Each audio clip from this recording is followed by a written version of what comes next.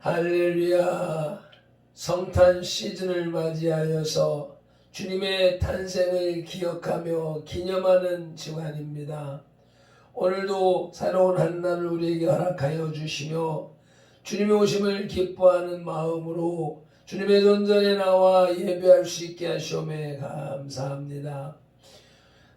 크리스마스 시즌을 맞이하여서 세상은 자기들의 것인 양 흥청망청 즐기고 지나가는 축제의 기간이지만 그 주인공을 잃어버린 이 모습을 불쌍히 여겨주시고 우리 교회가 그것을 다시 찾아올 수 있도록 인도하여 주시기를 간절히 바라고 원합니다. 세상은 육신의 기쁨과 즐거움을 향하여서 달려가지만 우리는 주님이 우리를 구원하시기 위하여서 매맞으러 멸시당하시러 십자가에 달려 죽어주시러 오시는 그 구원의 마음, 인생을 구속하시고자 하시는, 구원하시고자 하시는 하나님 아버지의 큰 사랑을 기억하며 감사하며 축하하며 예배로 영광 올려드리는 그런 성탄 시즌이 될 수 있도록 도와주시옵소서. 오늘 하루도 그러한 마음으로 세상에 나가 생활할 수 있도록 도와주시옵시고 그 기쁨을 또 세상 가운데 나누고 증거하는 전도자들이 다 될 수 있도록 은혜를 베풀어 주시옵소서. 예배의 시종 하루 일과의 시종을 주님 앞에 맡기오며 우리 주 예수님의 이름으로 기도드리옵나이다. 아멘. 사도신경 신앙 고백 드리겠습니다. 전능하사 천지를 만드신 하나님 아버지를 내가 믿사오며 그 외아들 우리 주 예수 그리스도를 믿사오니 이는 성령으로 잉태하사 동정녀 마리아에게 나시고 본디오 빌라도에게 고난을 받으사 십자가에 못 박혀 죽으시고 장사한 지 사흘 만에 죽은 자 가운데서 다시 살아나시며 하늘에 오르사 전능하신 하나님 우편에 앉아 계시다가 저리로서 산자와 죽은 자를 심판하러 오시리라. 성령을 믿사오며 거룩한 공회와 성도가 서로 교통하는 것과 죄를 사하여 주시는 것과 몸이 다시 사는 것과 영원히 사는 것을 믿사옵나이다. 아멘. 오늘 우리에게 주시는 말씀 마태복음 2장 1절로 12절 말씀입니다. 신약성경 1페이지에 있습니다. 헤롯 왕 때에 예수께서 유대 베들레헴에서 나심에 동방으로부터 박사들이 예루살렘에 이르러 말하되 유대인의 왕으로 나시니가 어디 계시냐? 우리가 동방에서 그의 별을 보고 그에게 경배하러 왔노라 하니 헤롯 왕과 온 예루살렘이 듣고 소동한지라. 왕이 모든 제사장과 백성의 서기관들을 모아 그리스도가 어디서 나겠느냐 물으니 이르되 유대 베들레헴이오니 이는 선지자로 이렇게 기록된 바 또 유대 땅 베들레헴아 너는 유대 고을 중에서 가장 작지 아니하도다. 내게서 한 다스리는 자가 나와서 내 백성 이스라엘의 목자가 되리라 하였음이니이다. 이에 헤롯이 가만히 박사들을 불러 별이 나타난 때를 자세히 묻고 베들레헴으로 보내며 이르되 가서 아기에게 대하여 자세히 알아보고 찾거든 내게 고하여 나도 가서 그에게 경배하게 하라. 박사들이 왕의 말을 듣고 갈새 동방에서 보던 그 별이 문득 앞서 인도하여 가다가 아기 있는 곳 위에 머물러 서 있는지라. 그들이 별을 보고 매우 크게 기뻐하더라. 집에 들어가 아기와 그의 어머니 마리아가 함께 있는 것을 보고 엎드려 아기께 경배하고 보배압을 열어 황금과 유향과 모략을 예물로 드리니라. 그들은 꿈에 헤롯에게로 돌아가지 말라 지시하심을 받아 다른 길로 고국에 돌아가니라. 아멘. 동방에서 박사들 116장 찬송 올리겠습니다.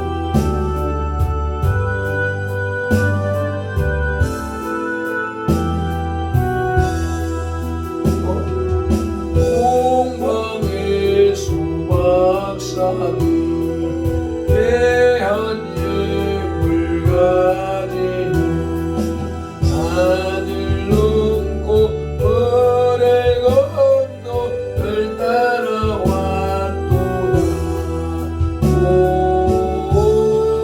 하늘 밤에 밝은 별 아름답고 빛난 별 아기 예수 계신 곳에 오래 하여라. 배들 비행기 나는 왕들에게 영원토록 거대한 백성 다스려 주소서. 하늘 밤에 밝은 별 아름답고 빛난 별 아기 예수 계신 곳에 오래 하여라. 거룩하신 구주께 나는 유향드리니 만국 백성 찬송되려 만유주 섬기시. 오 하늘 밤에 밝은 별 아름답고 빛난 별 아기 예수 계신 곳에 오래 하여라. 주의 죽을 몸 위에 나는 보약드리니 세상 모든 죄인 위에 십자가 지셨네. 오 하늘 밤에 밝은 별 아름답고 빛난 별 아기 예수 계신 곳에 오래 하여라. 다시 사신 구주님 왕의 왕이 되시니 할렐루야 할렐루야 모두 다 부르세. 오 하늘 밤에 밝은 별 아름답고 빛난 별 아기 예수 계신 곳에 오래 하여라.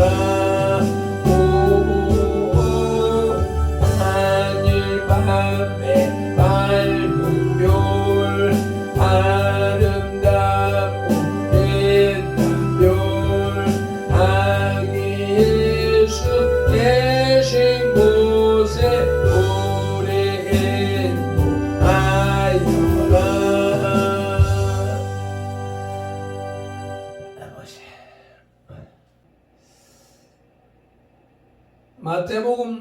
마태복음에서 예수 탄생의 기쁜 소식을 처음 접한 사람들은 유대인들이 아닌 동방에서 온 박사들, 곧 이방인들이었습니다. 이 이방인들의 모습을 통해서 마태는 예수님의 탄생이 유대인과 이방인을 구분하지 않는 보편적인 구원 사업임을 드러내고 있습니다. 동방박사라고 번역되어 사용되던 그리스어 마고이의 단수 마고스는 본래 현자 또는 꿈의 해석자라는 뜻입니다. 그리스의 역사가 헤로도투스는 마고스는 기원전 6세기경 민족인 메데인들 중 꿈을 해석하는 특별한 사제 계급을 가리킨다고 했습니다. 사제 계급만을 지칭하던 이 용어는 수세기 후 점술이나 마술 등 특수한 능력을 가진 사람들을 일컫는 말로 일반화가 됐고, 훗날 예수님이 활동할 당시 디아스포라 유대계 율법학자로 이름을 떨친 알렉산드리아의 필로는 마고스가 전문적이고 과학적인 성향을 지닌 이들과 사기꾼 마술가로 구분된다고 밝히기도 했습니다.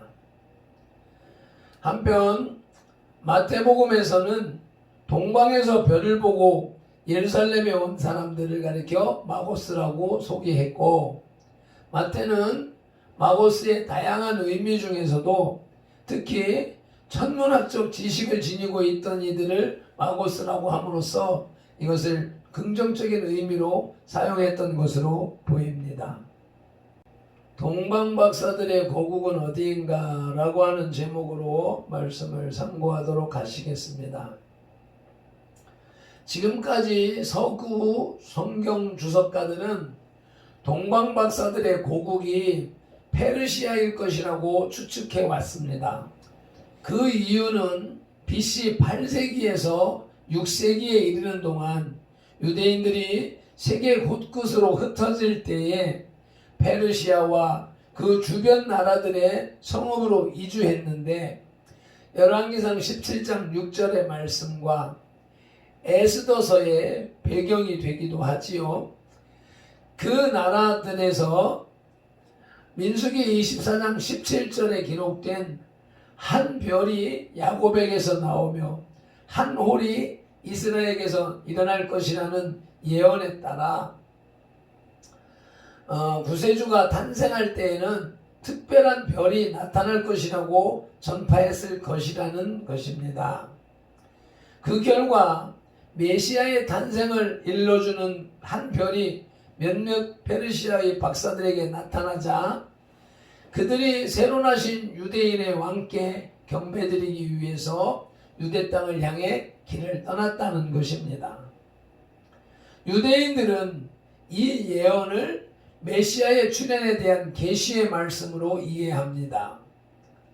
이 구절에 대한 문자적 해석은 그 별이 동방에서부터 빛났는데 이 별이 메시아 별이다 라는 뜻입니다.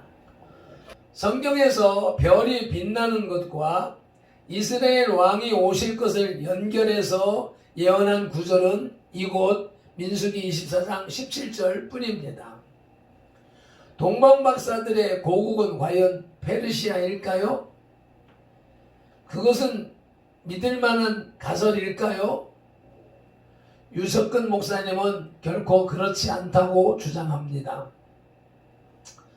발핀돌이 10여 년 전에 이 사상을 접하고 동감하기에 유석근 목사님의 사상을 전달함에 있어서 1인칭 서술 형식을 사용하고자 합니다.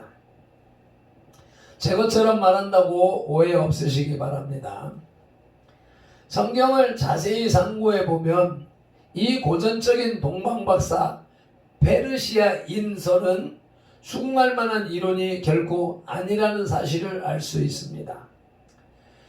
기존의 페르시아인설에 너무 익숙한 사람들에게는 아마 코페르니쿠스적인 사고의 전환을 요구하는 혁신적 주장이 되겠지만, 동방박사들의 고국은 성경의 기록을 주의 깊게 살펴볼 때에 유대 땅에서 가장 먼 나라인 신라라고 얼마든지 단정할 수 있습니다.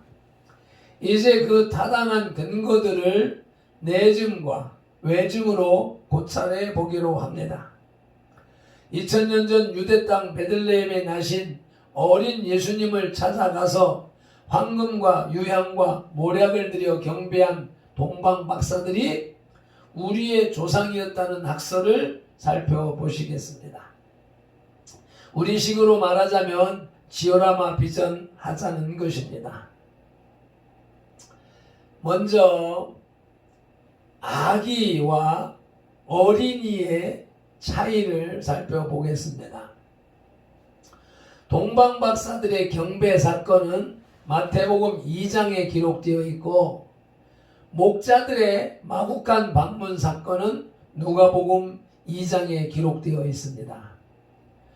보통 누가복음 2장의 마구간 기사와 마태복음 2장의 동방박사 기사를 동일한 시간상의 사건으로 생각합니다.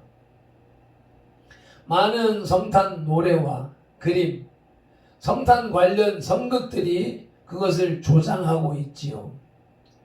그러나 성경을 자세히 살펴보면 두 사건 사이에는 적어도 1년 이상 2년 이하의 시간적 격차가 있음을 발견할 수 있습니다. 한글 개역 성경은 동방 박사들이 방문했던 아기와 목자들이 방문했던 아기를 똑같이 아기라고 번역했지만, 헬라어 성경에 기록된 아기라는 말의 원어는 전혀 다른 단어가 사용되었고 그 의미 또한 같지 않습니다. 목자들이 방문하여 만났던 누가복음 2장의 아기는 헬라어 프레포스가 사용되었고, 동방박사들이 방문하여 만났던 마태복음 2장의 아기는 파이디온이 사용되었습니다. 누가복음 2장 8절로 16절을 읽으시겠습니다. 또 가십니다. 그 지역의 목자들이 밤에 밖에서 자기 양떼를 지키더니 주의 사자가 곁에 서고 주의 영광이 그들을 두루 비추매 크게 무서워하는지라. 천사가 이르되 무서워하지 말라. 보라, 내가 온 백성에게 미칠 큰 기쁨의 좋은 소식을 너희에게 전하노라. 오늘 다윗의 동네에 너희를 위하여 구주가 나셨으니 곧 그리스도 주시니라. 너희가 가서 강보에 쌓여 구유에 누워 있는 아기를 보리니 이것이 너희에게 표적이니라 하더니, 호련히 수많은 전군이 그 천사와 함께 하나님을 찬송하여 이르되, 지극히 높은 곳에서는 하나님께 영광이요 땅에서는 하나님께 기뻐하신 사람들 중에 평화로다 하니라. 천사들이 떠나 하늘로 올라가니 목자가 서로 말하니, 이제 베들레헴으로 가서 주께서 우리에게 알리신 바 이 이루어진 일을 보자 하고 빨리 가서 마리아와 요셉과 구유에 누인 아기를 찾아서까지만 읽겠습니다. 지금 읽은 누가복음 2장 12절과 16절의 아기는 브레포스인데, 그 뜻은 태어나지 않은 아이, 태아, 또 신생아, 갓난아기, 어린아이를 의미합니다. 오늘 본문 말씀 마태복음 2장의 8절, 9절, 11절, 13절 그리고 14절, 20절의 아기는 파이디온입니다. 그 뜻은 어린아이, 유아를 의미하는데 7세까지의 어린아이를 의미하기도 합니다. 마태복음 14장 21절의 오병이어와 15장 38절에 칠병이어 사건에 등장하는 어린이가 바로 이 파이디온으로 기록된 것입니다. 신약 성경의 모든 용례를 살펴보면 이 두 단어는 나이의 개념을 분명히 할 때에 더 어리고 덜 어린 아이를 묘사할 때 쓰입니다. 영어 성경은 원어의 뜻에 맞게 누가복음 2장의 아기는 베이비로, 마태복음 2장의 아기는 차일드로 구분하여 잘 번역했습니다. 악이라는 낱말에 대한 헬라 원어의 이와 같은 분명한 차이점으로 미루어 볼 때 누가복음 2장의 목자들 이야기와 마태복음 2장의 동방박사 이야기는 틀림없이 시간적 간격이 있는 것입니다. 마태복음 2장의 아기가 누가복음 2장의 아기보다 얼마 더 자란 아기이기 때문입니다. 그러면 누가복음 2장의 목자들 사건과 마태복음 2장의 동방박사들 사건은 어느 정도의 시간적 차이가 있을까요? 최하 1년 이상 2년 이하의 시간적 간격이 있습니다. 그것을 어떻게 압니까? 마태복음 2장 16절을 같이 읽어보시겠습니다. 이에 헤롯이 박사들에게 속은 줄 알고 심히 노하여 사람을 보내어 베들레헴과 그 모든 지경 안에 있는 사내 아이들을 박사들에게 자세히 알아본 그때를 기준하여 2살부터 그 아래로 다 죽인 것을 보아 알 수 있습니다. 오늘 본문 7절에서 헤롯은 동방박사들에게 별을 처음 본 때를 자세히 물었습니다. 그것이 후에 이 어린 왕을 제거하려는 음모를 꾸미는데 결정적인 정보가 되었던 것입니다. 그때가 만약 예수님이 갓 태어난 갓난아기였다면, 베이비였었다면 헤롯은 결코 2살부터 그 아래로 다 죽일 필요가 없었을 것입니다. 1살부터 그 아래 혹은 생후 6개월부터 그 아래의 사내 아이들만 다 죽여도 헤롯은 충분히 안심했을 것입니다. 바로 이 사실은 동방박사들이 어린 예수를 만났을 때에는 예수님이 탄생한 이후로 꽤 시간이 흘렀고 대략 최장 2년이 지난 시점이었으며, 따라서 이 당시 예수님은 이미 2살은 조금 못했겠지만 상당히 자란 아이였을 것이라는 증거가 됩니다.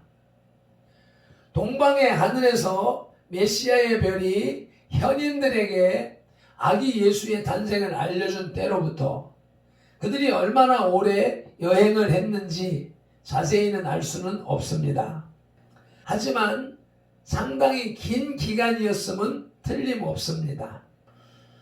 그 근거는 헤롯이 박사들에게 별이 나타났던 때를 자세히 물었고 그 때를 기준으로 소급 산정한 뒤 2살 이하 사내 아이들을 모조리 학살했기 때문입니다.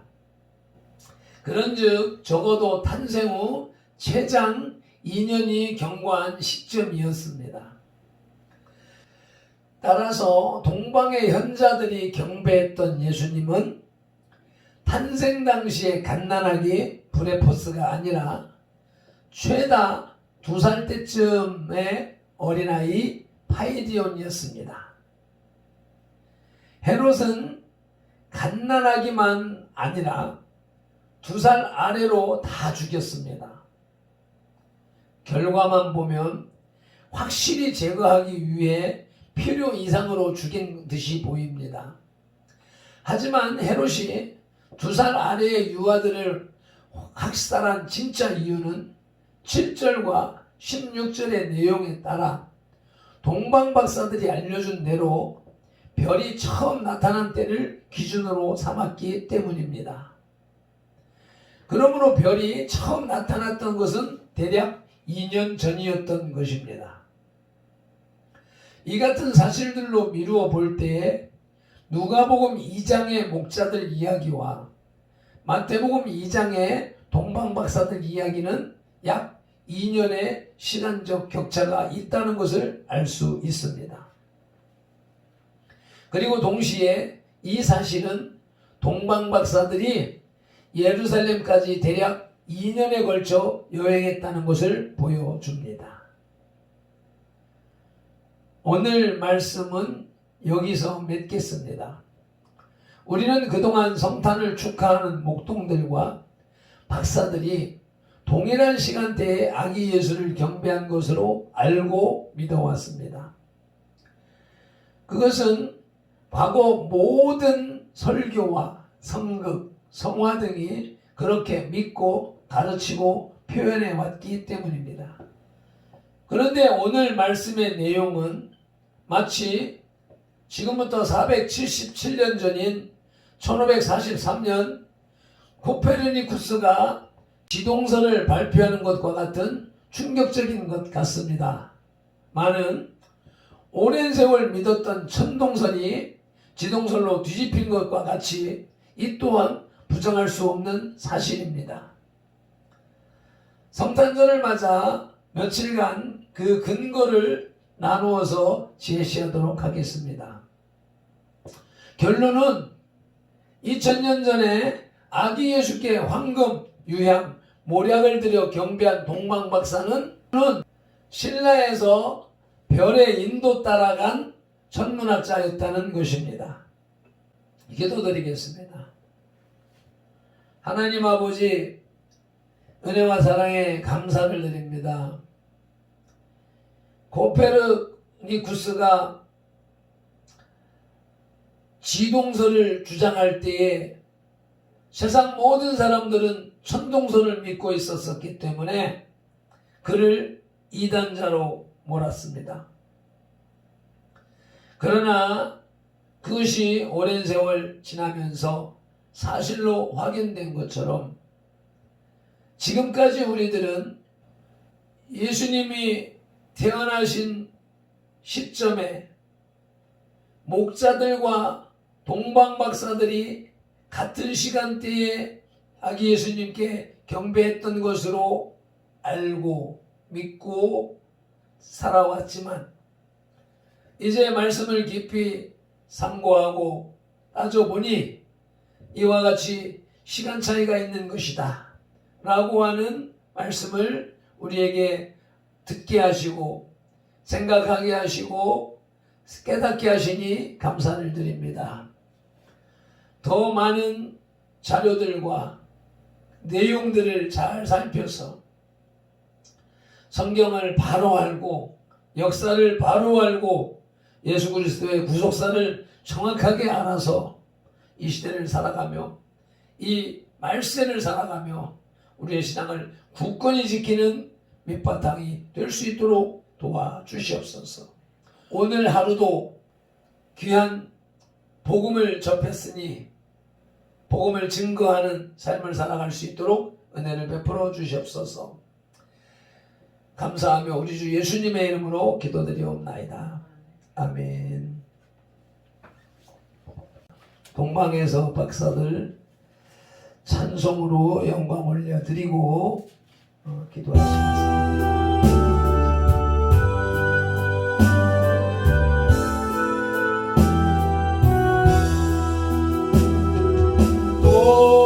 동방에서 박사들 귀한 예물 가지고 산을 넘고 물을 건너 별 따라왔도다.